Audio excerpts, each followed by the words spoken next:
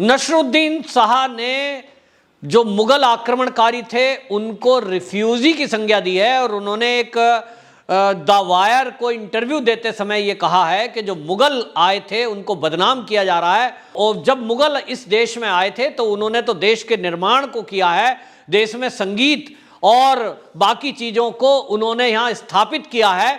ऐसे में उनको आक्रमणकारी बताकर बदनाम करना गलत है। नसरुद्दीन शाह के अनुसार जो आक्रमणकारी मुगल थे उनको वो कहते हैं कि वो रिफ्यूजी के तौर पर यहाँ आए थे जिन्होंने इस देश का निर्माण में सहयोग दिया है। नसरुद्दीन शाह ये कहते हुए भूल गए, उनको ये याद नहीं है कि जो शरणार्थी होता है वो शरण लेने के लिए कुछ मांगने की स्थिति में होता है, ना कि वो तलवार के बल पर लोगों को एक गर्दन काटने के लिए यहाँ होता है। इसी तरह आपको बता दूं, उनकी एक पिक्चर आई थी कुछ दिनों पहले, ए वेडनेसडे। उस ए वेडनेसडे का एक डायलॉग है जिसको नसरुद्दीन शाह अनुपम खेर से बोल रहे थे। उस पिक्चर के सीन के अनुसार वो कुछ आतंकवादियों को मारना चाहते थे, तब उन्होंने फोन पर बात चल रही थी तो वो पूछ रहे थे कि जब आपके घर में कॉकरोच घुसता है तो आप क्या करते हैं? आप उसको पनाह कर देते हैं, मारते नहीं हैं। लेकिन मेरे घर में कुछ 4 कॉकरोच घुस गए हैं जिनको मैं साफ करने का काम कर रहा हूं। तो वो कह रहे थे आतंकवादियों को, ठीक, आतंकवादी को आतंकवादी क्यों कहते हैं?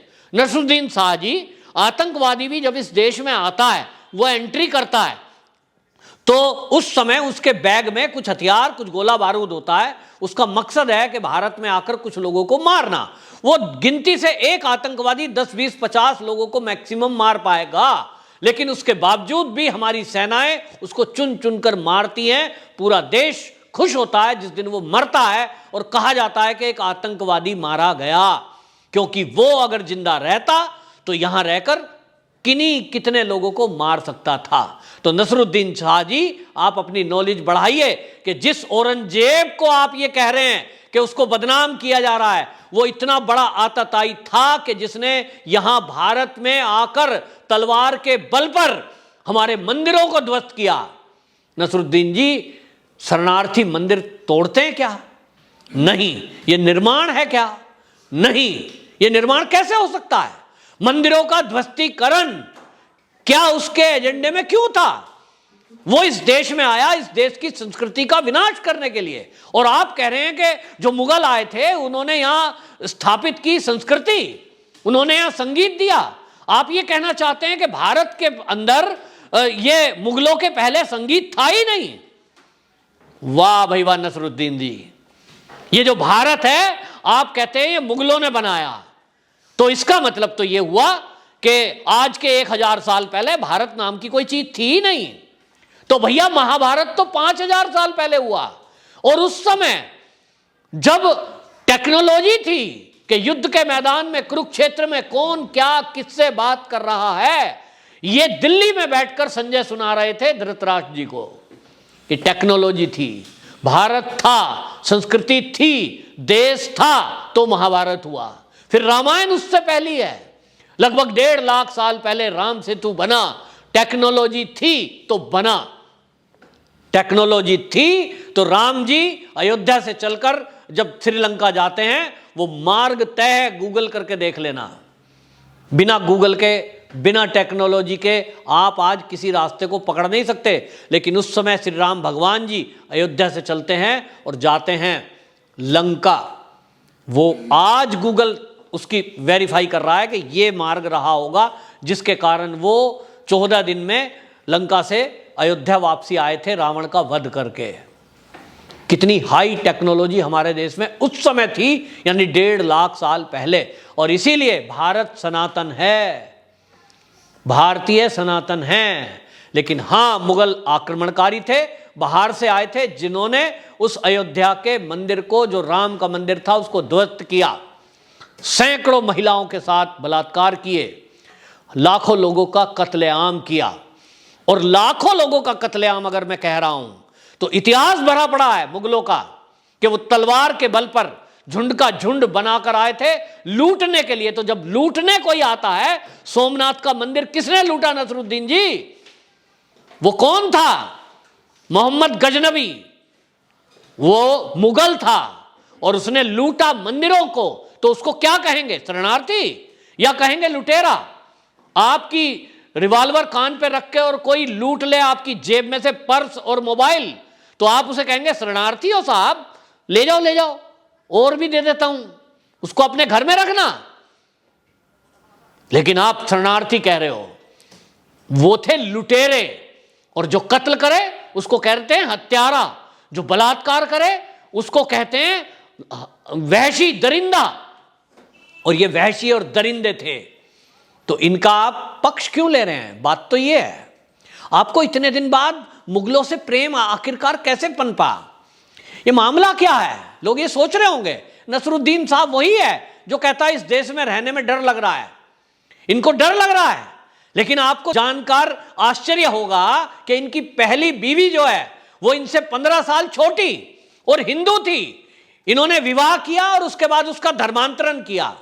इस देश में जहां किसी भी तरह से आप हिंदू हो या मुसलमान किसी से विवाह कर सकते हैं और आपको कोई चू नहीं कहेगा, ये कहते हैं डर लगता है। इनकी पहली बीवी का नाम मनारा सीकरी था, हिंदू थी। इन्होंने विवाह किया, कन्वर्ट किया, फिर उसका नाम रख दिया परवीन मुराद। और आपको देखिए दूसरी बीवी इनकी है रत्ना पाठक, ये भी हिंदू है। 2 बेटे हुए, एक का नाम रखा इन्होंने इमाद, दूसरे का नाम रखा विवान। क्यों भाई? आपको राम और श्याम नाम अच्छे नहीं लगते? आपको अनिल और पवन अच्छा नहीं लगता? आपने हिंदू नाम क्यों नहीं रखे? आप कहते हो मैं किसी धर्म को नहीं मानता, मैं सब धर्मों का आदर करता हूं, लेकिन आपका ये कभी कभी कीड़ा ऊपर निकल करके आता है। वो जब आता है तो आपको मुगल से अपना जुड़ाव महसूस होता है। हालांकि आपका डीएनए मुगल का डीएनए नहीं है, लेकिन आप मुगालते में हैं क्योंकि आप उनको जोड़ते हैं, क्योंकि आप उस धर्म के अनुयायी हैं जो धर्म मुगलों का था। यानी इस्लाम के मानने के कारण आपका जुड़ाव महसूस हो रहा है, आपका लगाव हो रहा है, और आप भारत में रहकर भारतीयों को बदनाम कर रहे हो, भारत की संस्कृति को बदनाम कर रहे हो, सनातन संस्कृति का अपमान कर रहे हो, यह कह करके कि इस देश का निर्माण तो मुगलों ने किया। आप इतिहास पढ़िए तो पता लगेगा कि भारत सनातन है, सदियों से है। जब कहीं दुनिया में सभ्यता नहीं थी तब यहां सिंधु घाटी की सभ्यता की बात होती है, इतिहासकारों ने उसको लिखा है। तो आपको बता देता हूं कि यहां मौर्य वंश था, यहां राजा हर्षवर्धन थे, यहां पंड्या वंश था, यहां मराठाओं का वंश था जिसमें छत्रपति शिवाजी महाराज थे, वो मेवाड़ साम्राज्य जिसमें महाराणा प्रताप और राणा सांगा जैसे वीर थे। ये सभ्यता, ये वीर, इन्होंने देश का निर्माण किया है। और आपको बता दूं, आप दक्षिण में चले जाइए, दक्षिण में क्योंकि मुगल आक्रमणकारी लुटेरे हत्यारे नहीं पहुंच पाए थे, और इसके कारण से आज भी दक्षिण के मंदिर सुरक्षित हैं। आप उन मंदिरों में जाओगे तो आपको पता लगेगा कि संगीत और कला क्या चीज होती है। नृत्य की कला, गायन की कला वहां कूट कूट कर घर घर में भरी हुई है। उसका कारण यह है कि वहां ये आक्रमणकारी मुगल नहीं पहुंच पाए। लेकिन हां, जिस क्षेत्र में मुगलों ने आक्रमण किया वो आए यूपी में, वो आए बिहार में, वो आए पंजाब में। उन क्षेत्रों में जहां जहां गए वहां वहां उन्होंने विध्वंसीकरण किया। उनसे युद्ध हुआ हरियाणा क्षेत्र में, उनसे युद्ध हुआ राजस्थान के क्षेत्र में। जहां जहां गए वहीं वहीं विध्वंस, वहीं वहीं हत्याएं, वहीं लूट, वहीं कन्वर्जन, धर्म परिवर्तन, ये उन्होंने किया है। आप कहते हो साहब निर्माण किया है, निर्माण करके गए यहाँ, वो निर्माण करके गए यहाँ इस देश में, ये हिंदुओं को अपमानित करने के लिए मंदिरों को तोड़ा, उसके ऊपर मस्जिदों को निर्माण कर दिया। तो ये बौखलाहट क्यों है? सवाल तो ये है, नसरुद्दीन शाह के दिल में ये प्रेम क्यों जागा?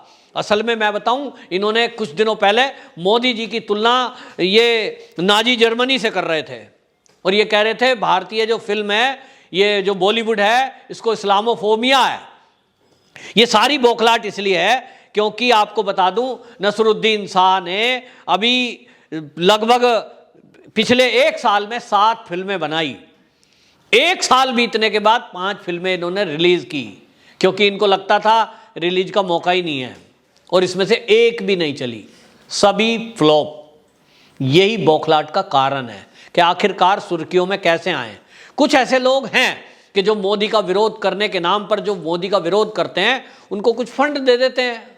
कुछ हैं ऐसे देश, कह देते हैं टुकड़ा डाल दो भाई, ये हमारी बात कर रहा है, ये मोदी का विरोध कर रहा है ना, मोदी को गाली देने वाले को कुछ टुकड़ा दे देते हैं कुछ देश। तो कुछ लोग भारत में भी हैं जो ऐसे लोगों को कुछ टुकड़ा दे देंगे। बस ये टुकड़ा लेने के लिए नसरुद्दीन ने इस तरह की बातें की हैं कि मोदी को गाली दे दो, इस देश को गाली दे दो, इस देश की संस्कृति का अपमान कर दो, हिंदुओं का अपमान कर दो, तो कम से कम तुमको कोई कहेगा अरे वाह मुगलों का एक और आया वंशज, तो इसका साथ दो भाई, ये भूखा मर रहा है, फिल्म नहीं चल रही लेकिन इसका साथ दो।